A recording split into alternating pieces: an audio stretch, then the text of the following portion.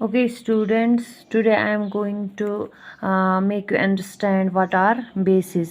इससे पहले मैंने लेक्चर फर्स्ट में आपको बताया था कि एसिड्स क्या होते हैं and now I am going to explain you what are bases in my second lecture. Okay, so bases actually होते क्या है ये मैंने आपको ऑलरेडी थोड़ा सा इसके बारे में आपको एसिड्स में भी बताया था कि बेसिस वो सब्सटेंसेस होते हैं जो चिपचिपे होते हैं, थोड़ी सी स्लिपरी होते हैं जब हम उनको टच करते हैं, और जो उनका टेस्ट होता है वो बिटर होता है, यानी कि तीखा होता है. ठीक है, बेसिस ऐसी सब्सटेंसेस, ऐसी चीज़ें होती हैं जो जब हम उनको टच करते हैं वो चिपचिपे होते हैं, और जो इनका टेस्ट होता है जो उनका टेस्ट होता है वो बिटर होता है. ठीक है, तीखा होता है. उसके बाद जो ये substances, the substances are chemically basic in nature. जो बेसिस का नेचर होता है, जो इनका नेचर होता है वो क्या होता है, वो बेसिक होता है. ठीक है, in English bases are the substances that slippery to touch. जब हम उनको टच करते हैं वो स्लिपरी होते हैं and bitter in taste. The substances are chemically basic in nature. जो इनका केमिकल नेचर होता है वो बेसिक होता है. फॉर एग्जांपल अगर हम एग्जांपल ले लें सोप की, आप ले लें एग्जांपल. अगर हम घर में यूज़ सोप करते हैं, चाहे हैंड वॉश हो, चाहे हम कोई डिटर्जेंट यूज़ कर लें फॉर क्लोथ वॉशिंग, तो आप देखें कि वो टच करने में बहुत स्लिपरी होते हैं. या एक और एग्जांपल है हमारे पास अमोनियम हाइड्रोक्साइड है या कैल्शियम हाइड्रोक्साइड है. ये सारे जो है बेसिस है और इनका जो टेस्ट है वो बिटर होता है क्योंकि ये स्लिपरी इन टच होते हैं. एक और बात मैं बता दूं जिगर, कि जो बेसिस होते हैं जब हम ये चेक करने, अगर हमारे पास सॉल्यूशन है तो हमें ये चेक करना है कि ये एसिड है कि बेस है. तो अगर ये बेस है, जो ये रेड कलर का लिटमस पेपर है ये टर्न हो जाएगा ब्लू कलर में. ठीक है, तो अगर आपका लिटमस पेपर रेड से ब्लू बनता है तब आपको ये मानना है it is a base. This solution is base. ठीक है, तो एक और पॉइंट आप इनका याद रखिएगा, जो हमेशा बेसिस होते हैं वो रिएक्ट करते हैं वाटर के साथ क्या बनाने के लिए, दे रिएक्ट बेसिस जो होते हैं वो रिएक्ट करते हैं एसिड्स के साथ. जब एसिड और बेस आपस में मिला दिए जाएं तो वो रिएक्शन एक करते हैं, रिएक्ट करते हैं आपस में. एक तो नया प्रोडक्ट हमें बनता है. ठीक है, यानी कि जिस प्रोडक्ट को हम साल्ट बोलते हैं, नया प्रोडक्ट हमारे पास बनता है जिसको हम साल्ट बोलते हैं, और हमें मिलता है वाटर. याद रखिएगा dear students, remember this point. when we make reaction between bases and acids, we will get a new product as in salt and water. For example अगर हम बेस ले लें, देखिए मैंने यहाँ पे एग्जाम्पल दी है अमोनियम हाइड्रोक्साइड की. अमोनियम हाइड्रोक्साइड जो है वो एक बेस है. ठीक है, बेस पहले ही फिर से रिपीट कर रही हूँ, बेस वो सब्सटेंस होते हैं जो स्लिपरी इन टच होते हैं, सॉलिड इन फॉर्म होते हैं एंड बिटर इन टेस्ट होते हैं. और यहाँ पर मैं इसको ऐड करूँगी एसिड. कौन सा वाला एसिड है ये? Nitric acid. ओके, तो यहाँ पर मैंने इसको ऐड किया nitric acid. Ammonium hydroxide base है, इसको मैंने ऐड करवाया यानी कि रिएक्ट करवाया किसके साथ? एसिड के साथ, यानी कि नाइट्रिक एसिड के साथ. जब इन दोनों ने आपस में रिएक्शन कर ली, रिएक्ट किया आपस में, तो एक नया प्रोडक्ट हमारे पास बन गया. हमारे पास नया प्रोडक्ट बन गया अमोनियम नाइट्रेट. ठीक है, ये न्यू प्रोडक्ट है या हम इसको बोलते हैं साल्ट, हमारे पास बन गया.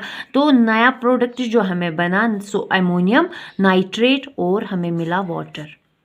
ओके, एक और another example is there sodium hydroxide. Sodium hydroxide फिर से हमने ये बेस लिया.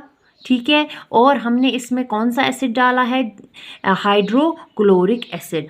जब मैंने सोडियम हाइड्रोक्साइड बेस को रिएक्ट करवाया हाइड्रोक्लोरिक एसिड के साथ, तो मुझे वहाँ से नया प्रोडक्ट मिलता है सोडियम क्लोराइड, जो कि साल्ट है। यानी कि जो भी हमें एसिड और बेस से नया प्रोडक्ट मिलेगा उसको हम साल्ट बोलते हैं, ठीक है। और हमें मिला वहाँ से वाटर।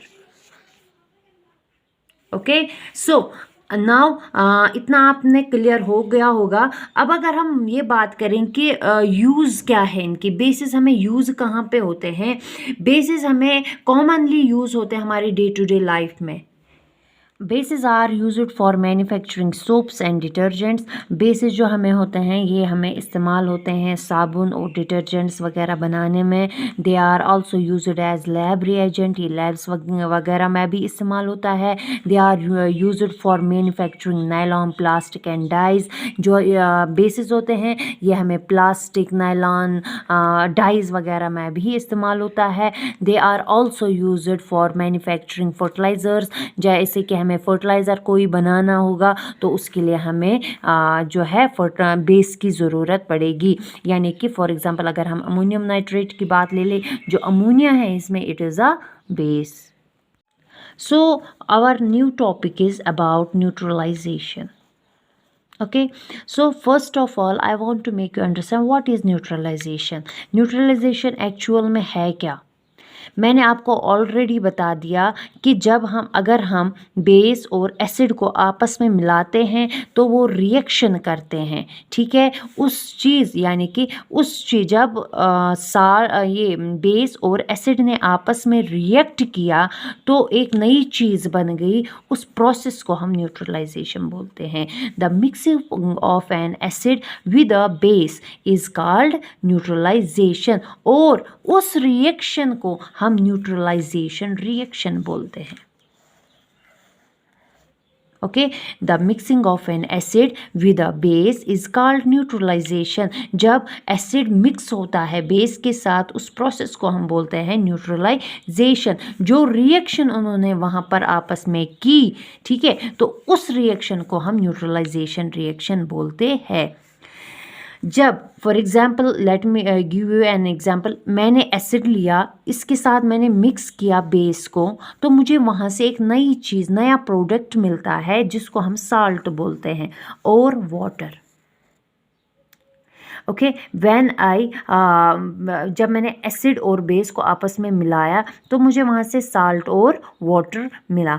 इस रिएक्शन में जो यहाँ पर ये रिएक्शन हुई, इस रिएक्शन में जो acid in this reaction the acidic and the basic nature, जो एसिड का एसिडिक नेचर था और जो बेस का बेसिक नेचर था, ठीक है, वो ख़त्म हो जाएगा। यानी कि इनका जो केमिकल नेचर एसिड का एसिड था ऑलरेडी मैंने डिस्कस किया हुआ है, और जो बेस में केमिकल नेचर इनका बेसिक था।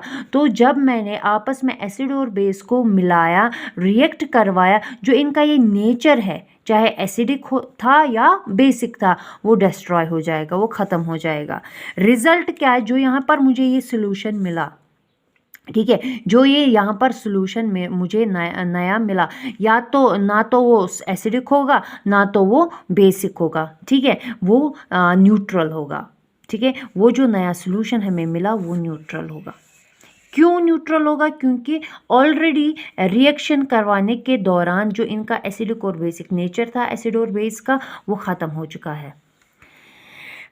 ये रिएक्शन न्यूट्रलाइजेशन में रिएक्शन करवाने के लिए हीट ज़रूरी है, ठीक है। यहाँ पर जब आप एसिड और बेस को आपस में रिएक्शन करवाते हो, यहाँ पर इवॉल्व होती है हीट, ठीक है।